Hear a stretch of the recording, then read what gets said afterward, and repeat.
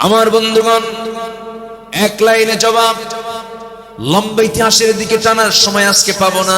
এক কথায় জবাব, সেটা হলো আমার আল্লাহ, আমার রাসূলকে আল্লাহ রাব্বুল আলামিন যে অর্ডার দিয়ে দুনিয়াতে পাঠিয়েছেন, যারা পারেন ঠোঁট মিলিয়ে বলুন, হুয়াল্লাযী আরসালা রাসূলাহু বিল হুদা ওয়া দীনিল হক লিইয়ুযহিরাহু আলাদ দীনি কুল্লিহি ওয়া কাফা বিল্লাহি শাহীদা। জোরে বলুন আল্লাহু আকবার। সকল দলের উপরে, সকল দিনের উপরে আল্লাহর দ্বীনকে বিজয়ী করার জন্য আল্লাহ রাব্বুল আলামিন তাকে দুনিয়াতে পাঠিয়েছিলেন। বদর পাড়ে দিয়েছেন, উহুদ পাড়ে দিয়েছেন, খন্দক পাড়ে দিয়েছেন।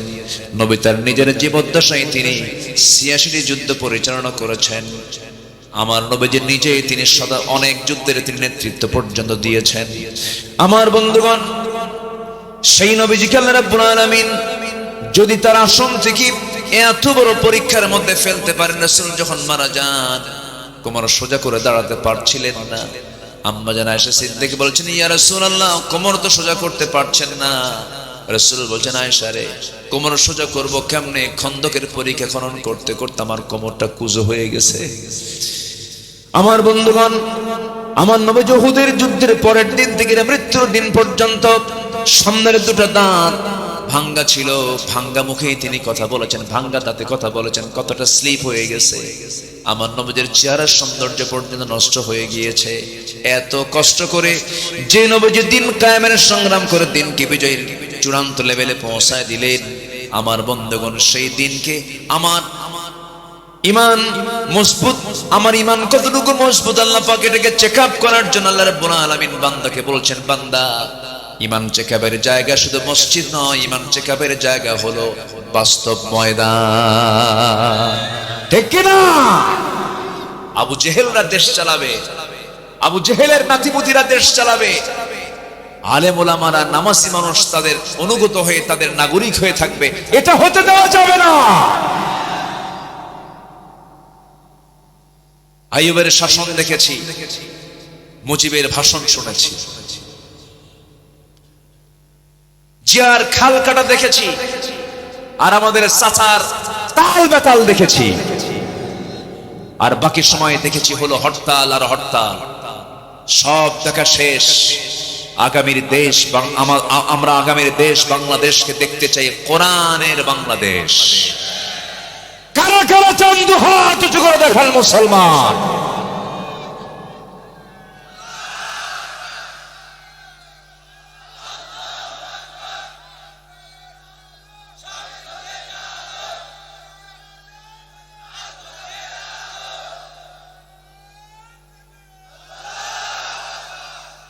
আল্লাহ কবুল করেন, জোরে বলি আমিন, আরো জোরে আমিন। সম্মানিত ভাইয়েরা, উন্নত চরিত্রের জন্য 15টা গুণ দরকার কোরআনের আলোকে। 1 নাম্বার হলো সত্য কথা বলা। রাজি আছেন তো সবাই? সবাইকে রাজি আছেন? স্ত্রীর সামনে কি মিথ্যা কথা বলবো না সত্য কথা বলবো? কিছু সময়, কিছু জায়গায়, যুদ্ধের ময়দানে আমি কি শত্রুকে সত্য কথা বলবো? বলেন, সত্য কথা বলবো? কি বলবো? যা হবে তার কি উল্টা বলতে হবে, বিপরীতটা বলতে হবে। এটা হচ্ছে যুদ্ধের কৌশল। ওই জায়গায় মিথ্যা কথা বলা জরুরি, আপনি মিথ্যা কথা বলতে হবে। কিছু জায়গা আছে সেখানে মিথ্যা বলতে হবে। যেরকম বিশেষ বিশেষ সময়ে স্বামী তার স্ত্রীকে একটু কৌশল করে কিছু মিথ্যা বলতে পারে, আবার পাইকারি দরে কইয়েন না। এটা আবার ভাববেন না যে আব্দুল আমিন আসতে বলে গেছে, জীবনে যতদিন আছে ফাঁকি শুধু দিতেই থাকে। না, এটা হচ্ছে হায়ার অ্যান্টিবায়োটিক। এটা হায়ার অ্যান্টিবায়োটিক। এটা জীবনে 2-1 বার দেওয়া যেতে পারে। খুব রাগ করেছে স্ত্রী, তোমার সংসার করবই না। মেয়েদের মধ্যে এই জাতীয় কথা, প্রান্তিক কথা কম আসে না বেশি আসে? কম আসে না বেশি আসে? পুরুষরাও কম না, কিছু পুরুষও আছে বেজুত, ধৈর্য নাই বললেই চলে। এক মহিলা কয়েকদিন আগে আমাকে ফোন দিয়ে বলে, হুজুর একটা কথা, প্রশ্ন কি, আমার স্বামী সকালেও তালাক দেয়, সন্ধ্যাও তালাক দেয়, আমি কি আছি না নাই? তাহলে এটা যদি হয় অবস্থা, এটা কেমন হবে? সম্মানিত ভাইয়েরা, হয়তো রাগ করে বউ প্ল্যান করতেছে আমি চলেই যাবো বাবার বাড়ি, আমি তোমার সঙ্গে সংসার করবো না, থাকো তোমার সংসার নিয়ে, তোমার বাচ্চা কাচ্চা নিয়ে থাকো, গেলাম চলে গেলাম। খুব চূড়ান্ত অবস্থা কাজ করছে। সেই সময় আস্তে করে ডাক দিবেন, ময়না, অথবা একটা কিছু ডাক দিবেন, ডাক দিয়ে বসায় দিয়ে বললেন তুমি কি চাও? আগামীকাল তোমার জন্য আমি ঢাকা যাচ্ছি, আমি তোমার জন্য দেশ ট্রাভেলস টিকিট বুকিং করেছি। আছে নাকি এদিকে? ও তাহলে তোর নাম কমনই পড়ছে মনে হয়। আচ্ছা, আমি ঢাকা গিয়ে তোমার জন্য একদম পেটা আপন জুয়েলার্স থেকে 2 ভরি স্বর্ণের চেন কিনবো, পুরান ঢাকায় গিয়ে চামড়ার এক জোড়া জুতা কিনবো, নারায়ণগঞ্জ গিয়ে তোমার জন্য আমি একটি সুন্দর শাড়ি কিনবো, অথবা 3 পিস কিনবো, অথবা জামা কিনবো।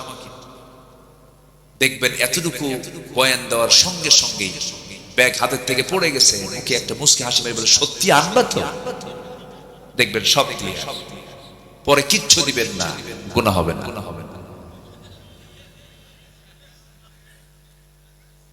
তবে এই কথাটা বললাম যে এটা হচ্ছে প্রান্তিক কথা, এটা হচ্ছে চূড়ান্ত লেভেলে। যদি ঘন ঘন দেন রোগী কিন্তু বাঁচবে না, রোগী কিন্তু মরে যাবে। মানে কথার ব্যাপারে কথা বলছি তো, এই জন্য কোন কোন জায়গায় বলা যায় এটাও একটু বলে নিলাম। সংসার জীবনে বহু কিছু হয়, হয় না? হয়। প্রশংসায় বেশি খুশি হয় পুরুষ মানুষ না মহিলা মানুষ? পুরুষ মানুষ না মহিলা মানুষ?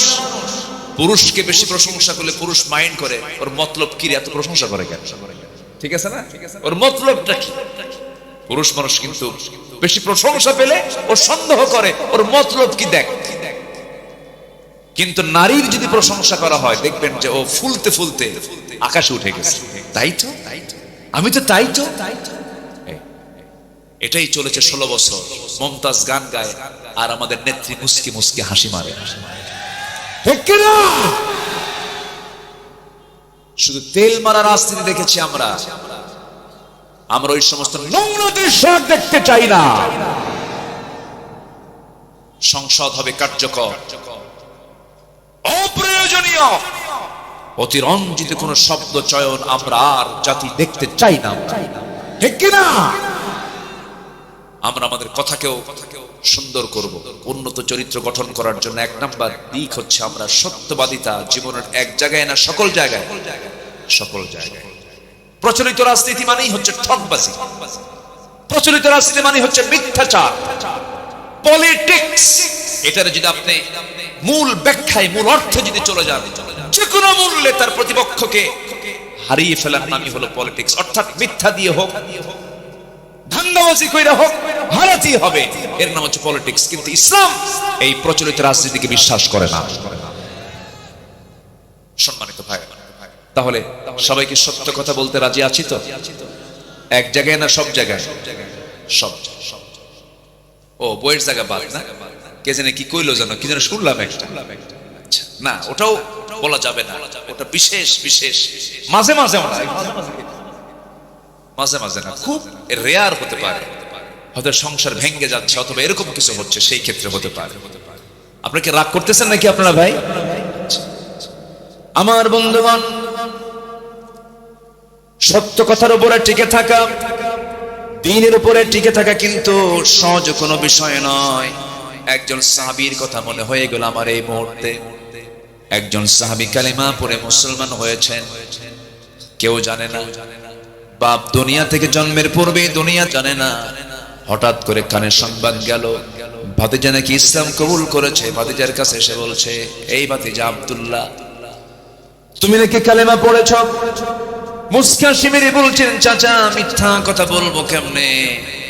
আমি আপনাকে শুধু, আমি নিজেই পড়ি না, আমি আপনাকেও সেই কালিমার দাওয়াত দিচ্ছি। আশহাদু আল্লা ইলাহা ইল্লাল্লাহু ওয়াহদাহু লা শারীকা লাহু ওয়া আশহাদু আন্না মুহাম্মাদান আবদুহু ওয়া রাসূলুহু। হেদায়েতের মালিক কে? আসতে বলবেন না কে? এই সাহাবী ইসলাম কবুল করেছেন। বাড়িটা হলো মক্কা এবং মদিনার ঠিক মাঝখান বরাবর, মাঝে তার বাড়ি। কালিমা পড়েছেন তিনি, يا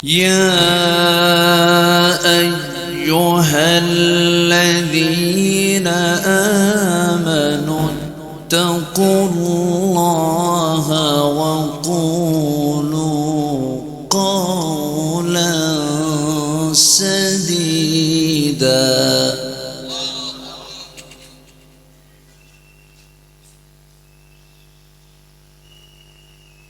يصلح لكم أعمالكم ويغفر لكم ذنوبكم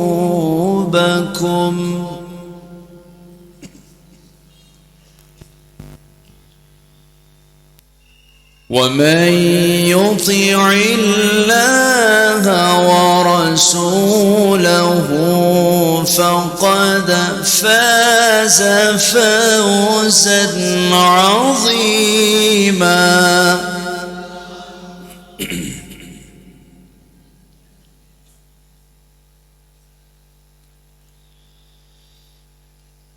إنا عرضنا الأمانة على السماوات والأرض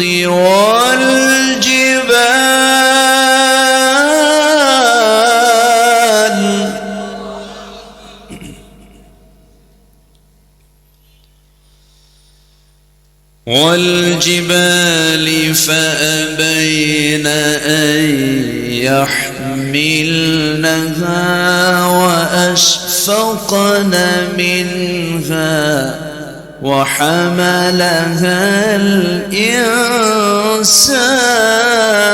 الإنسان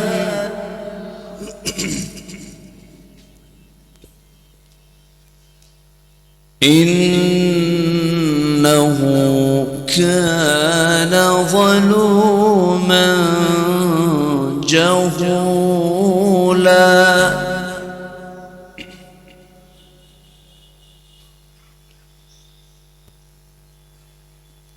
ليعذب الله المنافقين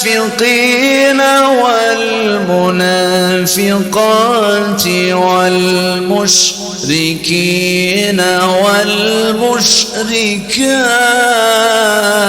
والمشركات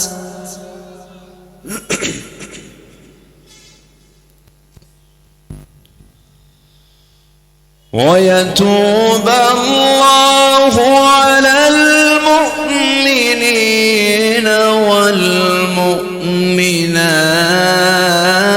والمؤمنات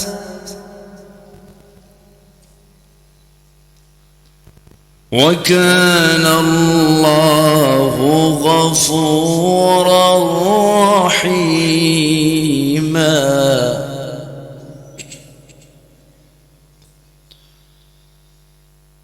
الله أكبر بسم الله الرحمن الرحيم إن الله وملائكته يصلون على النبي يا أيها الذين آمنوا صلوا عليه وسلموا تسليما اللهم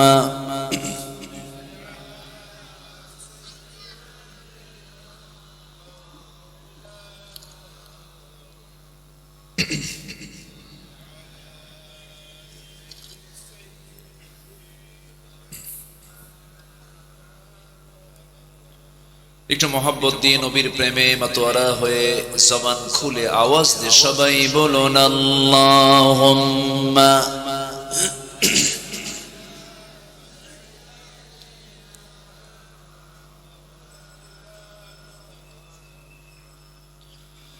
وعلى آله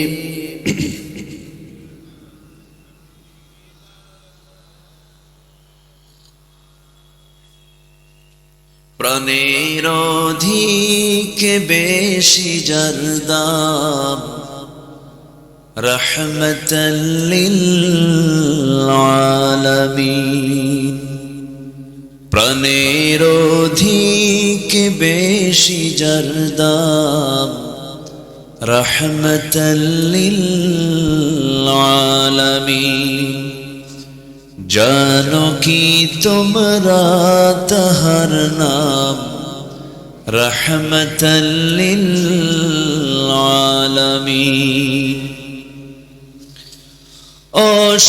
অসহায়ের বুকে যে জন গোপনে করে সওয়ার দুরুদ পড়ে সুবহ ও শাম রহমতাল লিল আলামিন গরিবের আহার দিতেন নিজে হয়ে রোজাদার নিয়মর ভালোবাসার খাম রহমতাল লিল আলামিন তার পথে যে বিছিয়ে দিত টুকরো কাটা স্তূপ করে তাকেও দিলেন প্রেম মুজাসসাম রহমতাল লিল আলামিন জানো কি তোমরা তাহার নাম রহমতাল লিল আলামিন আল্লাহুম্মা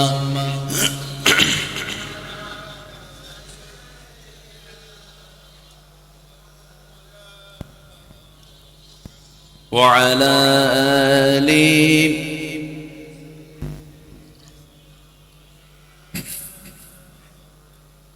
সবাই বলুন বালাগাল উলা বিকামালিহি কাশাফাত তুজা বিজামালিহি হাসনাত জামিউ খিসালিহি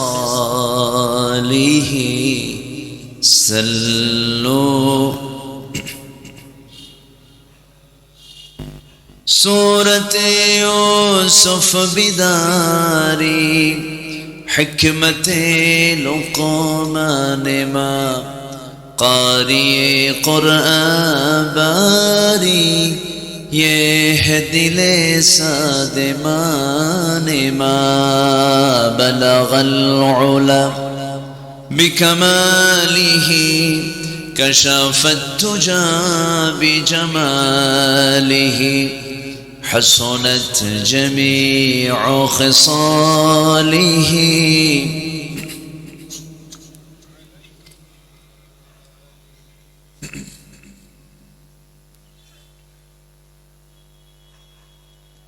সবুজ বেষ্টিত অঞ্চল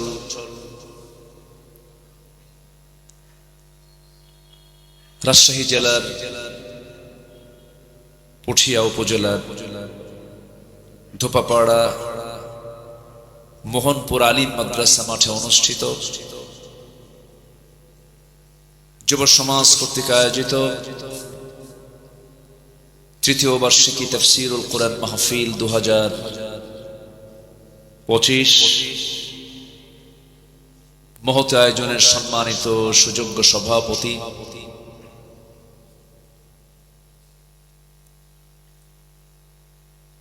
শিক্ষাবিদ গবেষক জনাব AHM মনসুরুল হক মন্টু সাহেব কথা বলেছেন নন্দিত আলেমে দ্বীন আমার অত্যন্ত কাছের মুহতারাম মাওলানা রুহুল আমিন জিহাদি হাফিজাহুল্লাহ উপস্থিত হযরত উলামায়ে কেরাম ফদলায়ে ইজাম উপস্থিত দক্ষিণ এশিয়ার বৃহত্তম ইসলামী সংগঠন বাংলাদেশ জামাত ইসলামীর বিভিন্ন পর্যায়ের নেতৃবৃন্দ সামনে উপস্থিত আজকের মাহফিলের প্রধান আকর্ষণ, যাদেরকে নিয়ে আজকের এই সাজানো গোছানো বর্ণাঢ্য আয়োজন, তাওহীদের পতাকাবাহী, কালেমার ঝান্ডাবাহী, দ্বীন ইসলামের নরসারদুল বীর মুজাহিদ, প্রাণ প্রিয় সম্মানিত দ্বীনী ভাইরা, আড়ালে বসে আছেন শ্রদ্ধেয়া সম্মানিতা মা বোনেরা।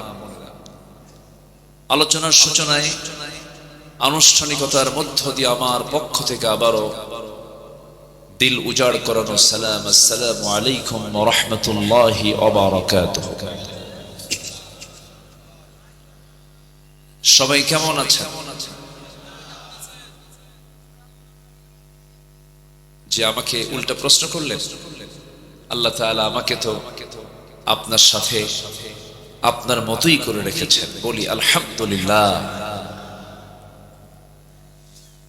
আমার আগে আমার পূর্বে যিনি কথা বলেছেন উনিও আমিন, আমিও আমিন। আমি শুধু আমিন, উনি হচ্ছেন রূহুল আমিন। খুব সুন্দর কথা বলেছেন, তেজোদ্দীপ্ত, দলিল আদিল্লা যুক্তিতে ভরা, অত্যন্ত গঠনমূলক তিনি কথা বলেছেন। আমি শেষ ক্লাসে বসেছি কিছু কথা বলার জন্য। সবাই কি আমাকে সময় দিতে রাজি আছেন? কতক্ষণ? দোয়ার আগেই? দোয়ার আগে না দোয়া পর্যন্ত? দেখেন আওয়াজ কিন্তু কম হয়ে গেছে, চিন্তায় পড়ে গেলেন মনে হয় হুজুর যদি সারা রাত চালায়। সবাই থাকতে রাজি? নিয়তটা যদি সহি থাকে, মনোবল যদি শক্ত থাকে, তখন অনেক কঠিনটাও সহজ হয়ে যায়। আর যদি ভাবেন রাত তো হয়ে যাচ্ছে, চলে যাই, এরকম চিন্তা মাথায় থাকলে তখন যতক্ষণ থাকবেন আপনার জন্য এটা কষ্টের কারণ হবে। তাহলে মাইন্ড সেট আপ আমরা দিলাম যে আলোচনা শেষ কাজ দোয়া করে আমরা এখান থেকে বিদায় নেব। একটু আওয়াজ দিয়ে বলেন, আর একটু বলুন। এটা আমার বলা লাগতো না, একটু বেশি রাত হয়েছে তো। কমিটিও চেয়েছেন আমাকে একটু আগে উঠানোর জন্য, কিন্তু আমার আগের যিনি মেহমান তিনি একটু পরে উঠেছেন। দেরিতে ওঠার কারণে আমার উঠতে একটু দেরি হলো। মানে মাহফিলের পোস্টারে লেখা থেকে প্রধান বক্তা, কিন্তু মাহফিলে হয়ে যায় এসে শেষ বক্তা। আর শেষে কথা বলা যে কত কঠিন কাজ, এটা যে কত বড় জটিল কাজ আল্লাহ মালুম। খুব কঠিন একটা ব্যাপার, অনেক রাত হয়ে যায়। তাও তো এখানে আগে ভাগে উঠলাম। কিছু কিছু অঞ্চল আছে পাশেই, তো বাগমারা নামক একটা এলাকা আছে, চেনেন তো? রাত ৩টার দিকে বক্তা উঠায়। রাত কয়টা?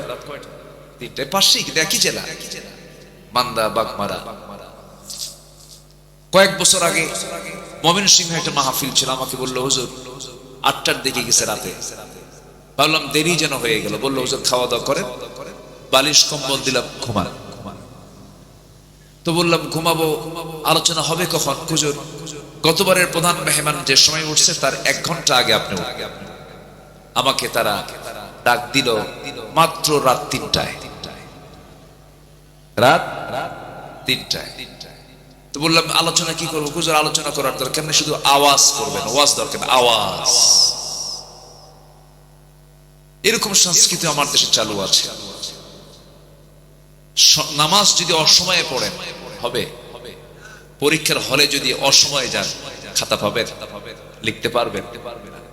তাহলে পরীক্ষার হল নিয়মে চলে।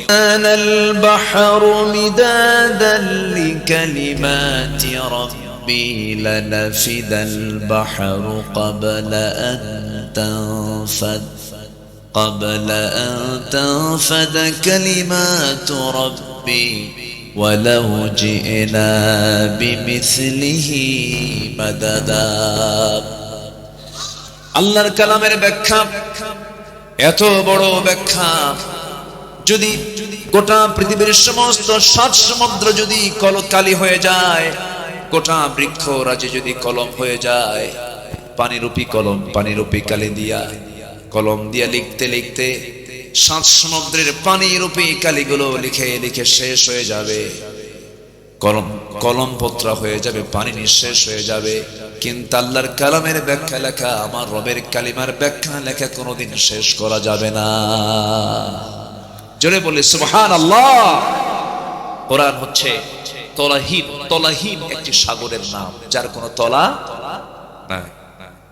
সকল জ্ঞানের উৎস হচ্ছে সোর্স অফ হোল নলেজ। প্রত্যেকটা জ্ঞানের মূল জায়গা হলো, সেন্টার হচ্ছে কোরআন। সেই কালামে হাকিম থেকে যৎকিঞ্চিত কিছু কথা আমি বলতে চাচ্ছি, আল্লাহ যেন আমাকে সেই কথাগুলো বের করে দেন যে কথাগুলো মুসলিম উম্মার জন্য এই মুহূর্তে খুবই প্রয়োজন। জোরে বলি আল্লাহুম্মা আমিন। আপনাকে শয়তানের ওয়াসওয়াসা থেকে কেউ বাঁচাতে পারবে না যদি আপনার ভিতরে এলেম না থাকে, কেউ বাঁচাতে পারবে না। ঈমান মজবুত থাকবে, ঈমানের জ্ঞান থাকবে। আপনার মুসলমানিত্ব টিকে থাকবে, ইসলাম জানা থাকবে। ইসলাম যদি জানা না থাকে, আপনার ঈমানের জ্ঞান যদি না জানা থাকে, তাহলে আপনার ঈমান যখন তখন শয়তান সবেরে নিয়ে চলে যাবে, আপনি নিজে টেরও পাবেন না কখন শয়তান নিয়ে চলে গেছে। ইউসবিহু মুমিনান ওয়া ইউমসি কাফিরান। সকালবেলা মানুষ মুমিন থাকবে, বিকেল বেলা কাফের হয়ে যাবে আখিরি জামানায়। সম্মানিত ভাইয়েরা, আমরা কঠিন একটি সময় আমরা অতিক্রম করছি, যে সময় পৃথিবীর এমন কিছু দেশ আছে যে দেশে সমকামিতার আইন, সংসদ আইন আকারে পাশ হয়। সমকামিতা, হোমোসেক্স, যেটা একটা কুকুর শুকুর সিগালের মধ্যেও নাই, সেই সমকামিতার আইন আমেরিকার মতো দেশে, অনেক ইউরোপের দেশে এটাকে তারা জায়েজ মনে করে। নাউজুবিল্লাহ বলা যাবে না? জোরে বলুন নাউজুবিল্লাহ। মানুষ প্রযুক্তিতে উৎকর্ষ সাধন করলেও, মানুষের প্রযুক্তিতে উৎকর্ষ সাধন হলেও, জ্ঞান বিজ্ঞানের গভীরতায় মানুষ গেলেও, জ্ঞানের গভীরতা, জ্ঞানের লেভেল অনেক দূর পর্যন্ত পৌঁছে গেলেও চরিত্র সীমা, চারিত্রিক যে সীমাটা ঊর্ধ্বমুখী না নিম্নমুখী? নিম্নমুখী। চরিত্র নেই বললেই চলে, নাই চরিত্র। কোথায় চরিত্র আপনি পাবেন? আমরা যে অঙ্গনকে পবিত্র অঙ্গন বলি, ইউনিভার্সিটির দিকে আপনি তাকান, ডাকসু বলেন, রাকসু বলেন, জাকসু বলেন, এই যে ঢাবি রাবি ইলেকশন গুলো হয়ে গেল, আলহামদুলিল্লাহ একটা ডানপন্থীদের বিজয় হয়েছে। কিন্তু ঢাবি জাবি চবি রাবি এই সমস্ত ইউনিভার্সিটির ক্যাম্পাস কি আমরা পবিত্র করতে পেরেছি? সেখানে যে ছেলে মেয়েরা চলাফেরা করে, সেখানে কি ঈমানের গন্ধ খুঁজে পাওয়া যায়? আচ্ছা, খুঁজে পাওয়া যায়? পাওয়া যায়।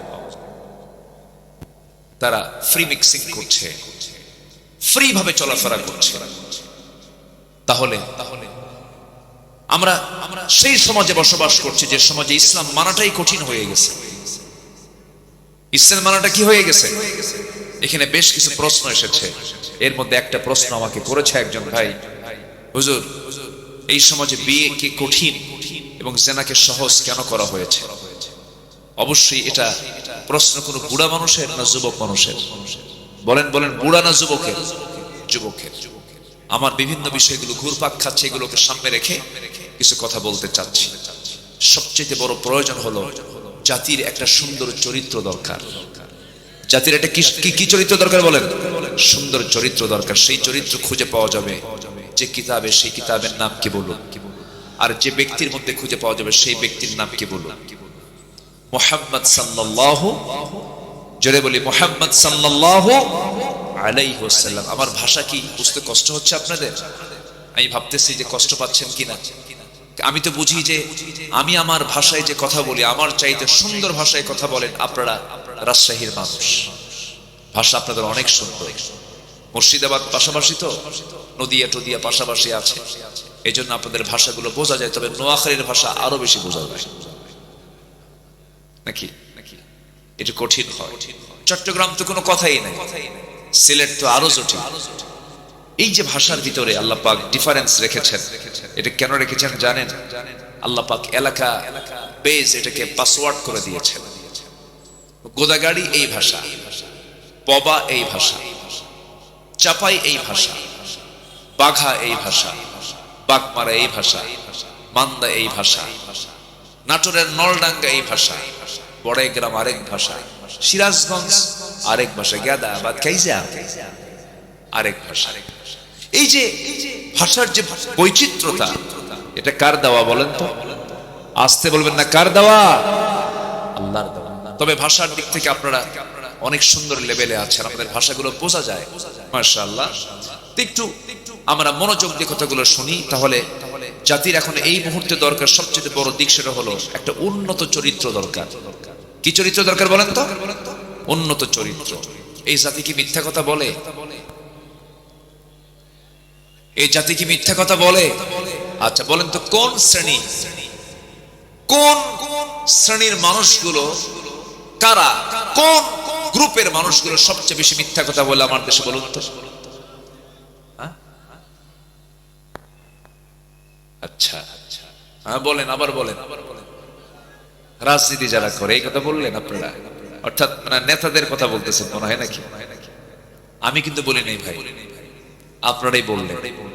যদি কেউ থাকেন, কেউ মাইন্ডে নেবেন, তাহলে আমি কিন্তু বলেছি কোন শ্রেণী বেশি মিথ্যা কথা বলে। আপনারা কিন্তু শিক্ষকের নাম নেননি, আপনারা ইমামের নাম নেননি, ব্যবসায়ীর নাম নেননি, বিভিন্ন পেশার লোক আছে তাদের কোনো নাম নেননি, এক চোটে নিয়েছেন নেতাদের নাম, রাজনীতিবিদের নাম, ঠিক কিনা বলেন?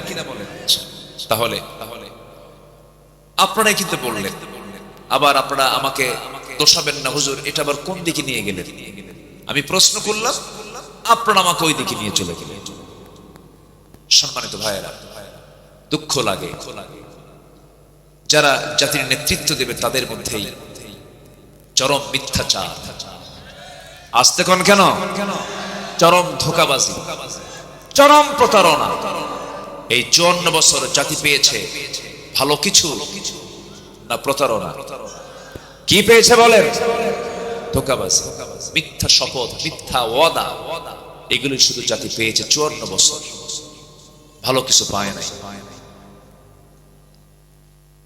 ভালো কিছু শোনে নাই, ভালো কিছু দেখেও নাই।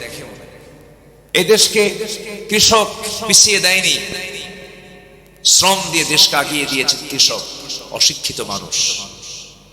শ্রমিক শ্রম দিয়ে সীমিত বেতনে দেশকে আগিয়ে দিয়েছেন, অর্থনীতিকে সমৃদ্ধ করেছেন। প্রবাসী অশিক্ষিত প্রবাস জীবন থেকে রেমিটেন্স পাঠিয়ে দেশকে আগিয়ে নিয়েছেন। সবাই অশিক্ষিত লোকগুলো দেশকে এগিয়ে নিল, আর দেশকে এই অধপতনে এই পর্যায়ে নিয়ে আসলো কারা? এক শ্রেণীর কলমের খোঁচা দিয়ে যারা জনগণের টাকা যারা লোপাট করেছে, নেতৃত্বের চেয়ারে বসে টাকাগুলো তসরুফ করে বিদেশে পাচার করেছে যারা।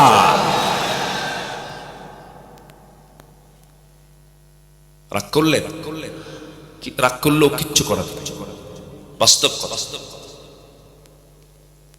সম্মানিত ভাইয়েরা, তাহলে জাতির সুন্দর চরিত্র গড়ার জন্য আগে দরকার উন্নত চরিত্র। জাতির সুন্দর চরিত্র গড়ার জন্য এক নম্বর যে গুণটা দরকার সেটা হলো সত্য কথা বলা। কি বলেন তো?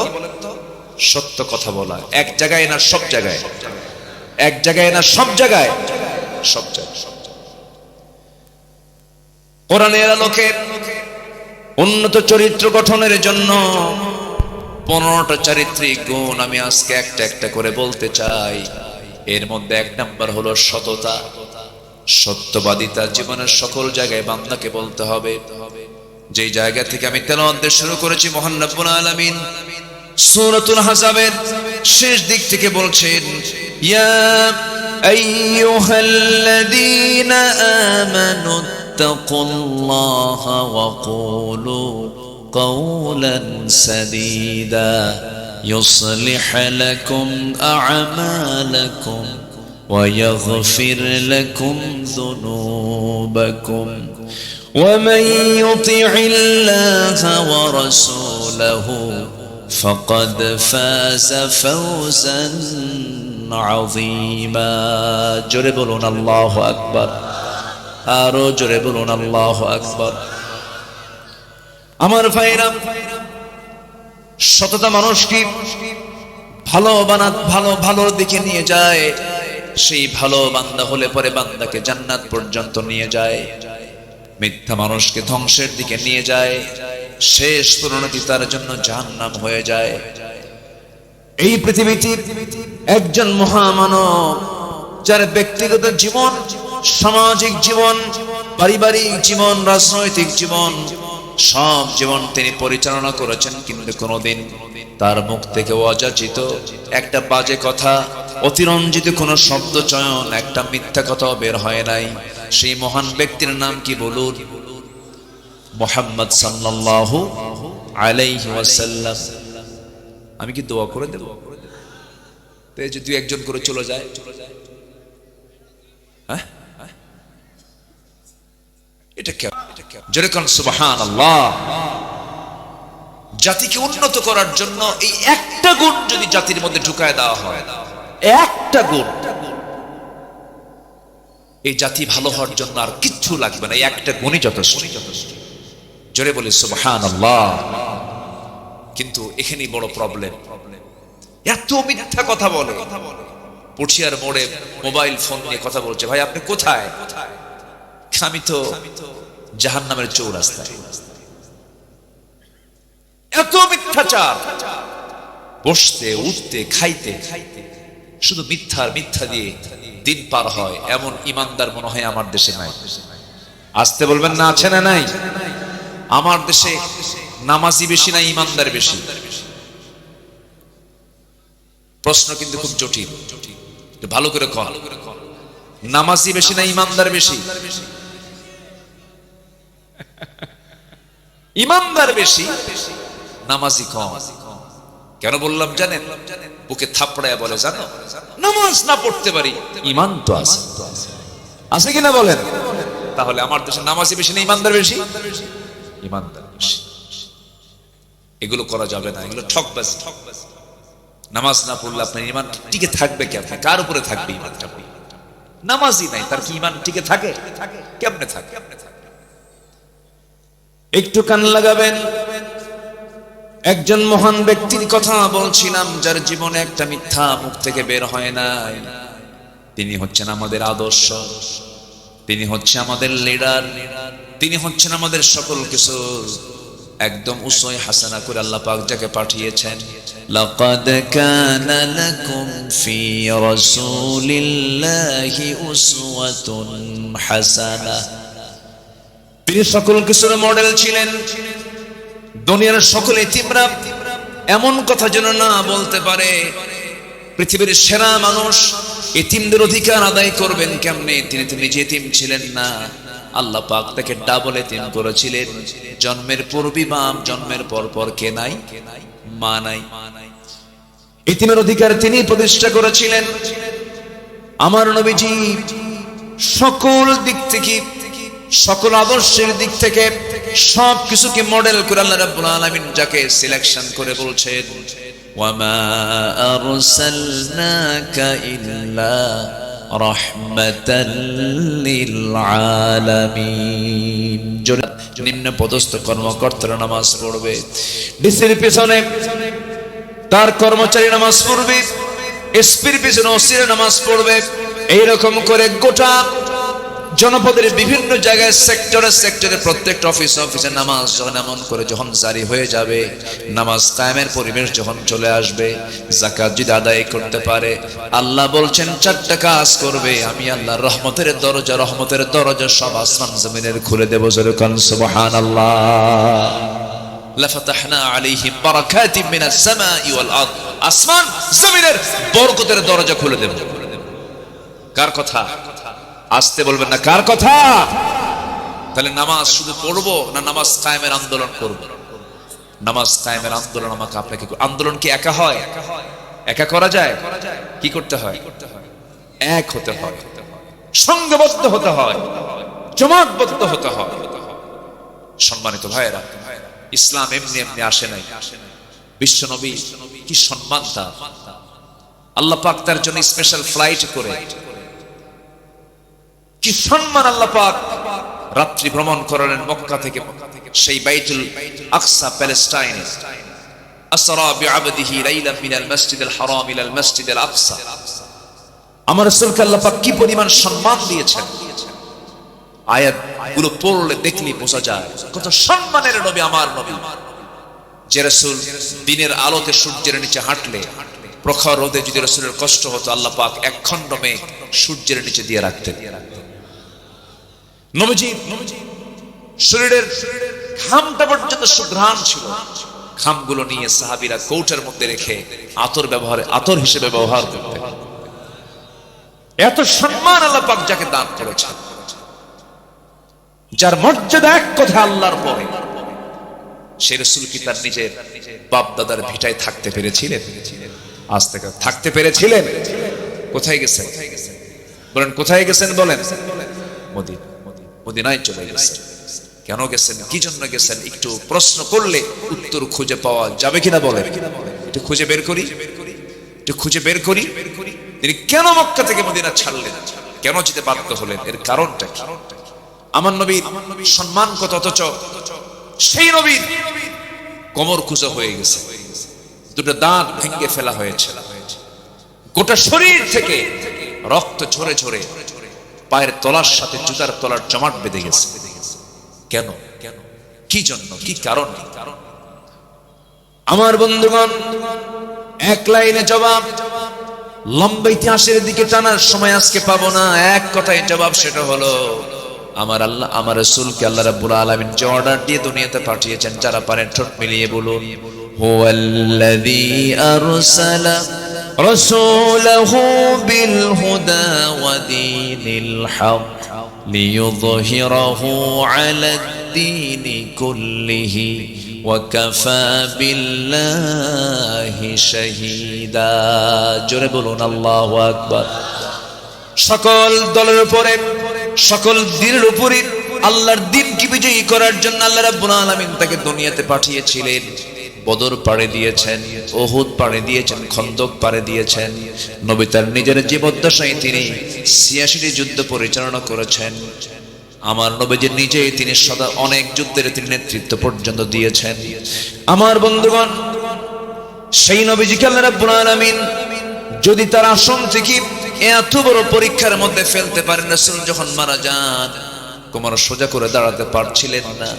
আম্মা জান আয়েশা সিদ্দিকা বলছেন, ইয়া রাসূলুল্লাহ, কোমর তো সোজা করতে পারছেন না। রাসূল বলছেন, আয়েশা রে, কোমর সোজা করব কেমনে? খন্দকের পরীক্ষা খনন করতে করতে আমার কোমরটা কুঁজো হয়ে গেছে। আমার বন্ধুগণ, আমার নবী উহুদের যুদ্ধের পরের দিন থেকে মৃত্যুর দিন পর্যন্ত সামনের দুটো দাঁত ভাঙ্গা ছিল। ভাঙ্গা মুখেই তিনি কথা বলেছেন, ভাঙ্গা দাঁতে কথা বলেছেন। কতটা স্লিপ হয়ে গেছে, আমার নবীদের চেহারার সৌন্দর্য পর্যন্ত নষ্ট হয়ে গিয়েছে।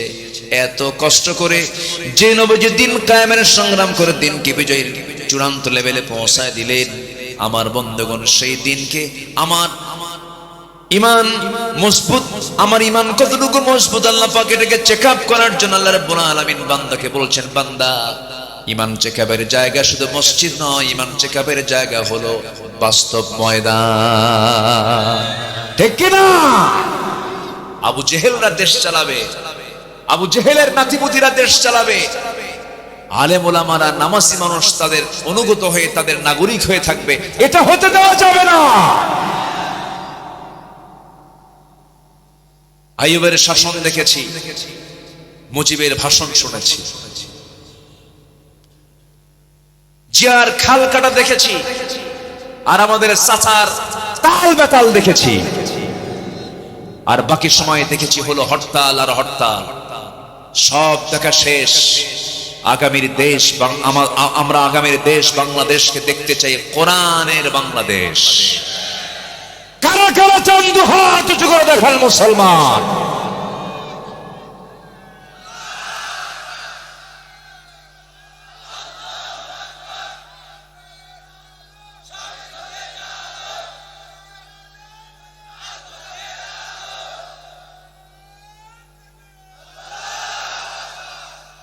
আল্লাহ কবুল করেন, জোরে বলি আমিন, আরো জোরে আমিন। সম্মানিত ভাইয়েরা, উন্নত চরিত্রের জন্য 15টা গুণ দরকার কোরআনের আলোকে। 1 নাম্বার হলো সত্য কথা বলা। রাজি আছেন তো সবাই?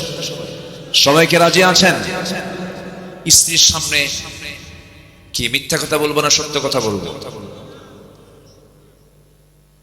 কিছু সময় কিছু জায়গায় যুদ্ধের ময়দানে আমি কি শত্রুকে সত্য কথা বলবো? বলেন, সত্য কথা বলবো? কি বলবো? যা হবে তার কি উল্টা বলতে হবে, বিপরীতটা বলতে হবে। এটা হচ্ছে যুদ্ধের কৌশল। ওই জায়গায় মিথ্যা কথা বলা জরুরি, আপনি মিথ্যা কথা বলতে হবে। কিছু জায়গা আছে সেখানে মিথ্যা বলতে হবে। যেরকম বিশেষ বিশেষ সময়ে স্বামী তার স্ত্রীকে একটু কৌশল করে কিছু মিথ্যা বলতে পারে, আবার পাইকারি দরে কইয়েন না। এটা আবার ভাববেন না যে আব্দুল আল আমিন আসতে বলে গেছে জীবনে যতদিন আছে ফাঁকি শুধু দিতেই থাকে, না। এটা হচ্ছে হায়ার অ্যান্টিবায়োটিক। এটা হায়ার অ্যান্টিবায়োটিক। এটা জীবনে 2-1 বার দেওয়া যেতে পারে। খুব রাগ করেছে স্ত্রী, তোমার সংসার করবই না। মেয়েদের মধ্যে এই জাতীয় কথা, প্রান্তিক কথা কম আসে না বেশি আসে? কম আসে না বেশি আসে? পুরুষরাও কম না, কিছু পুরুষ আছে বেজুর, ধৈর্য নাই বললেই চলে। এক মহিলা কয়েকদিন আগে আমাকে ফোন দিয়ে বলে, হুজুর একটা কথা, প্রশ্ন কি, আমার স্বামী সকালেও তালাক দেয়, সন্ধ্যাও তালাক দেয়, আমি কি আসি না নাই? তাহলে এটা যদি হয় অবস্থা এটা কেমন হবে? সম্মানিত ভাইয়েরা, হয়তো রাগ করে বউ প্ল্যান করতেছে আমি চলেই যাবো বাবার বাড়ি, আমি তোমার সঙ্গে সংসার করবো না, থাকো তোমার সংসার নিয়ে, তোমার বাচ্চা কাছে থাকো, গেলাম চলে গেলাম। খুব চূড়ান্ত অবস্থা কাজ করছে। সেই সময় আস্তে করে ডাক দিবেন, ময়না, অথবা একটা কিছু ডাক দিবেন, ডাক দিয়ে বসায় দিয়ে বললেন, তুমি কি চাও? আগামীকাল তোমার জন্য আমি ঢাকা যাচ্ছি, আমি তোমার জন্য দেশ ট্রাভেলস টিকিট বুকিং করেছি। আছে নাকি? ও, তাহলে তোর নাম কমনই পড়ছে মনে হয়। আচ্ছা, আমি ঢাকা গিয়ে তোমার জন্য একদম পেটা আপন জুয়েলার্স থেকে 2 ভরি স্বর্ণের চেন কিনবো, পুরান ঢাকায় গিয়ে চামড়ার 1 জোড়া জুতা কিনবো, নারায়ণগঞ্জ গিয়ে তোমার জন্য আমি একটি সুন্দর শাড়ি কিনবো, অথবা 3 পিস কিনবো, অথবা জামা কিনবো। দেখবেন এতটুকু বয়ান দেওয়ার সঙ্গে সঙ্গেই ব্যাগ হাতের থেকে পড়ে গেছে, মুখে একটা মুস্কি হাসি মেরে বলে, সত্যি আনবা তো? দেখবেন সব দিয়ে পরে কিচ্ছু দিবেন না, গুনাহ হবে না।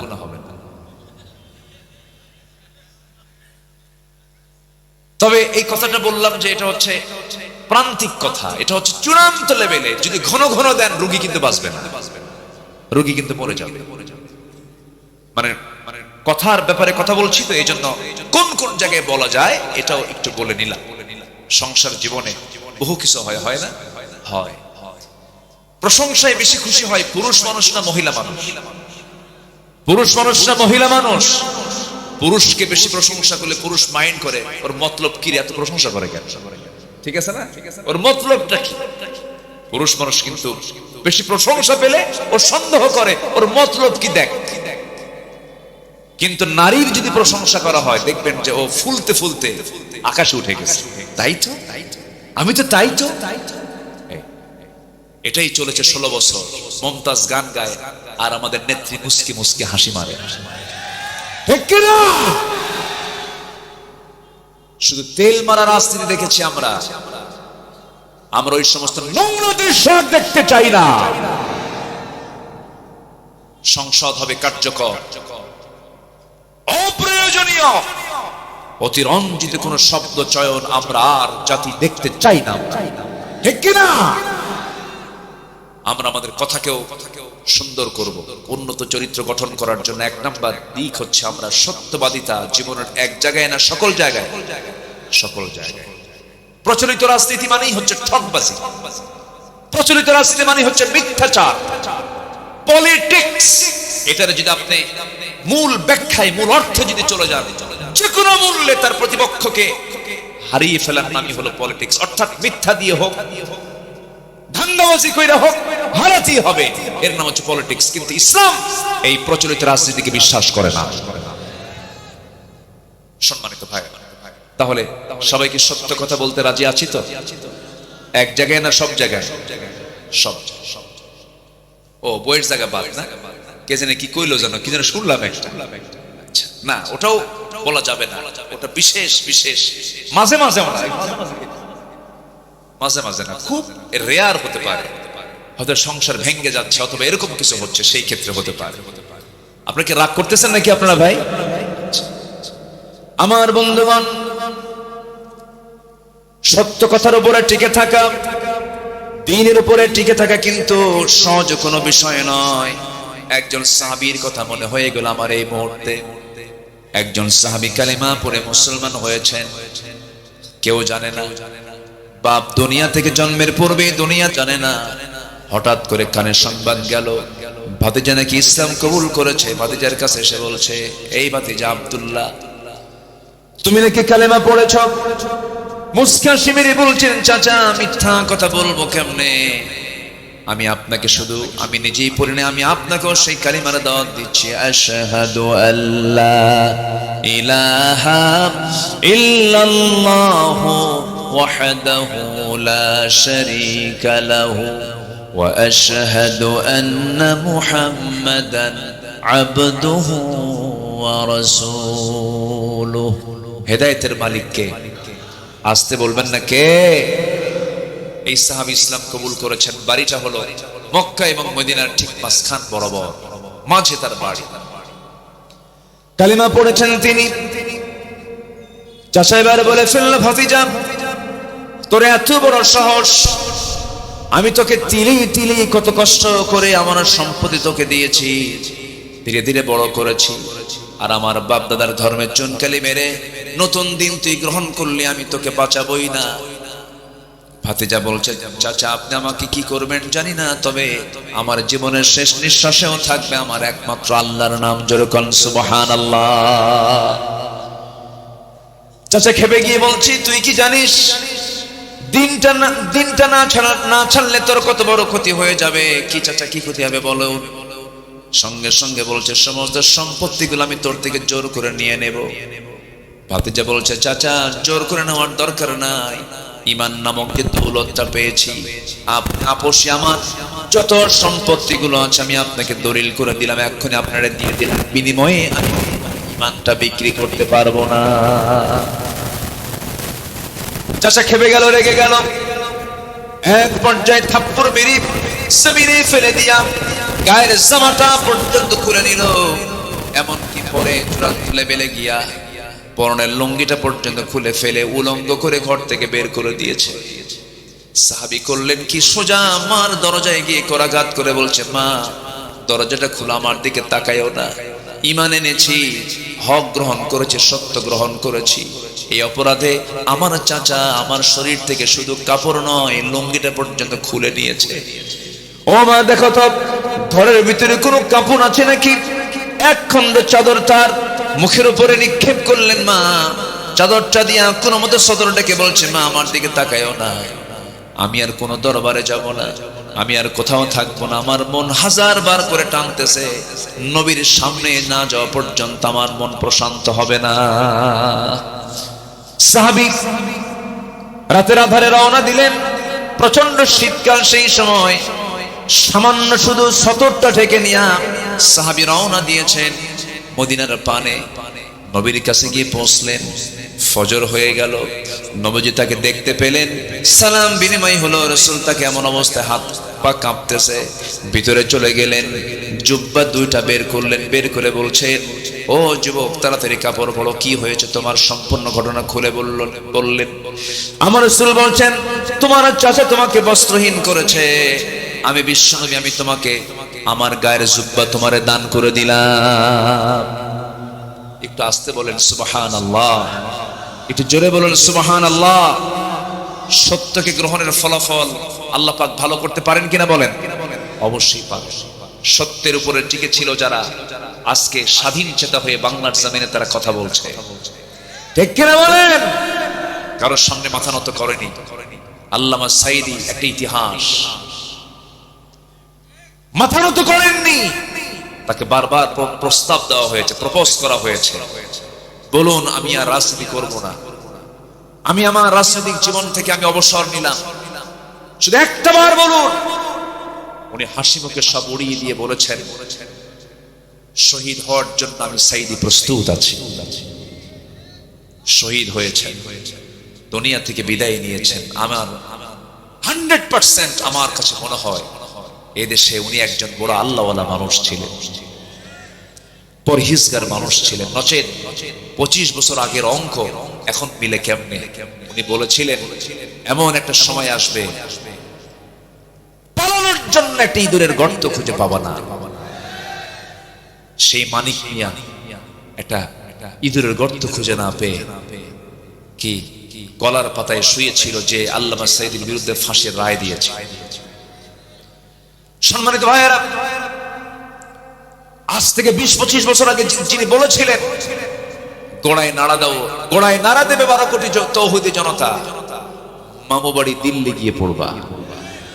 দিল্লি গিয়ে পড়েছে। উনি বলতে পারতেন লন্ডনে পড়বা, বলতে পারতেন ওয়াশিংটনে পড়বা, বলতে পারতেন বার্লিনে পড়বা। কোন সিটির নাম না নিয়ে তিনি নিলেন হচ্ছে দিল্লির নাম, কারণ দিল্লিতেই পড়তে হবে। ঠিক কিনা? সম্মানিত ভাইয়েরা, এই সমস্ত ব্যক্তিগুলো তারা ঈমান নিয়ে টিকে ছিলেন। ঈমান নিয়ে, সততা নিয়ে যারা টিকে থাকবে তারা দুনিয়াতেও অমর, আল্লাহর কাছেও তারা সম্মানিত থেকে যাবে। আমরা কারো কাছে মাথা নত করব না, মাথা নত করবো একমাত্র কার কাছে? আল্লাহর কাছে। আমার ভাইরা, আমার নবীজি বললেন সাহাবী চলে যাও, আমার আসহাবে সুফফার সদস্যগুলো তাদের সাথে তুমি মিশে যাও। হাতে একটা কোরআন দিয়ে দিলেন। রাসূল বলছেন সাহাবী তুমি কিছু বলতে চাও নাকি? এবার সেই সাহাবী বলছেন হুজুর আপনি আমার জন্য দোয়া করুন, আপনি আমার জন্য প্রার্থনা করুন।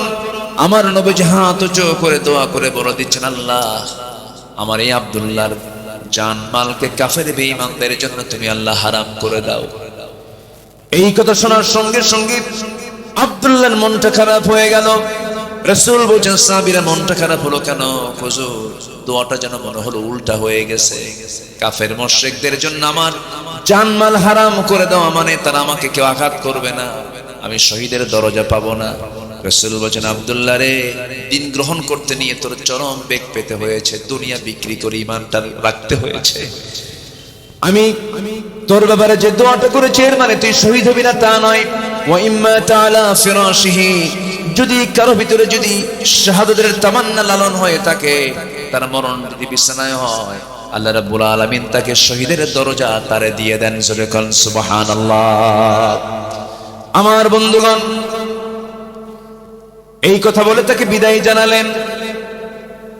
জোরে জোরে তিনি কোরআন তেলাওয়াত করেন। সাহাবীদের কষ্ট হয়, নবীর কাছে এসে পরামর্শ চাইলেন, হুজুর নতুন একজন সাহাবী আব্দুল্লাহ, তার নাম জোরে জোরে কোরআন চিৎকার করে করে পড়ে আমাদের ডিস্টার্ব হয়। রাসূল বলছেন ও আমার সাহাবীরা, আমার আব্দুল্লাহর তেলাওয়াতের ব্যাপারে তোমরা কেউ বাধা দিও না, কারণ আব্দুল্লাহর দিন গ্রহণ করতে নিয়ে দুনিয়াকে বিক্রি করে এরপরে দিনকে গ্রহণ করতে হয়েছে। জোরে কোন সুবহানাল্লাহ। বহুদিন পর যুদ্ধের ডাক চলে এলো। সেই যুদ্ধে এই সাহাবী অংশগ্রহণ করলেন। যুদ্ধ শেষ হয়ে গেল, অভিযান থেকে ফেরত আসবেন, ফেরত আসতেছেন, হঠাৎ করে রাস্তার মধ্যে খবর চলে এলো, হুজুর আপনার সেই প্রিয় সাহাবী আব্দুল্লাহ মারাত্মক আহত হয়েছে, মারাত্মক অসুস্থ হয়ে পড়েছে। আমার রাসূল বলেন ভালো করে সেবা করো, ভালো করে চিকিৎসা দিয়ে দাও। কিন্তু কয়েকটা দিন পর আমার নবীর কাছে সংবাদ চলে এলো, হুজুর 1000 বার চেষ্টা করেছি, বহু যত্ন নিয়েছি, বাঁচানো গেল না। আপনার প্রিয় সাহাবী আব্দুল্লাহ আর দুনিয়াতে নাই, দুনিয়া থেকে বিদায় নিয়েছে, মৃত্যুবরণ করেছে। রাসূল বলেন সাহাবীরা রে, আমার আব্দুল্লাহর দুনিয়া থেকে তার বিদায় হয়ে গেল, তার জানাজার নামাজ পড়ানোর দায়িত্ব আমি কারো কাঁধে দেব না, আমি রাসূল নিজে তার জানাজার দায়িত্ব গ্রহণ করে নিলাম। কি বড় সৌভাগ্য দেখেন, কি বড় ভাগ্যবান। আমার নবীজি তার জানাজার দায়িত্ব গ্রহণ করলেন। জানাজা শুরু হয়ে গেছে, আমার রাসূল জানাজা পড়ায়া দিলেন। জানাজা সম্পূর্ণ যখন হয়ে গেল, আমার নবীজি সাহাবে কেরামকে ডাক দিয়ে বলছেন, সাহাবীরা আমার আব্দুল্লাহর লাশ